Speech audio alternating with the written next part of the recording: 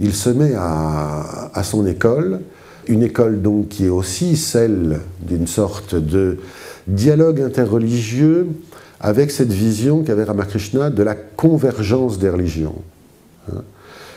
Une convergence qui n'est pas un syncrétisme, c'est plutôt les chemins montent sur la montagne, et ce n'est qu'en haut qu'on voit, chacun doit suivre son chemin. Mais en haut, on s'aperçoit qu'elles ont... Alors il y a plein de métaphores comme ça. Il y a celle de l'eau, bien sûr. Les fleuves ont chacun leur route, mais ils vont tous à l'océan. Il y a la métaphore de l'argile. Avec l'argile, on peut faire différentes formes, mais ça reste toujours de l'argile, etc., etc. Il emploie beaucoup de métaphores parce qu'il s'adresse à un public populaire et il s'adresse aux intellectuels, mais au départ à un public très populaire. Et il a beaucoup de succès en parlant d'une manière très simple, comme ça, de cette unicité fondamentale des religions,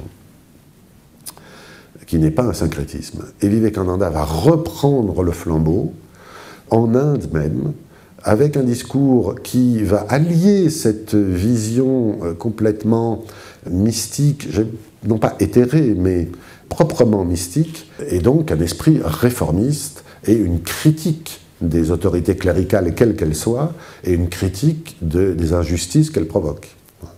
Donc il est aussi un grand réformiste. Et puis, il entend parler, il a envie d'apporter ça ailleurs qu'en Inde. Et à l'époque encore, le voyage hors de l'Inde, d'abord c'est une impureté. On se rend impur en sortant de l'Inde. C'est comme ça que les musulmans ou les juifs sur les côtes du sud de l'Inde ont fait commerce florissant parce que les Indiens n'allaient pas commercer ailleurs. C'était pas, voilà, ils recevaient, mais c'était de bons commerçants aussi, mais voilà, ils sortaient très très peu. Vivekananda veut sortir. Il veut apporter ce qu'il appelle le message de l'Inde, c'est-à-dire ce message de la pluralité transcendée par la convergence des religions. Et il a entendu parler d'un grand rassemblement parallèle à l'exposition universelle qui se tenait à Chicago en 1893.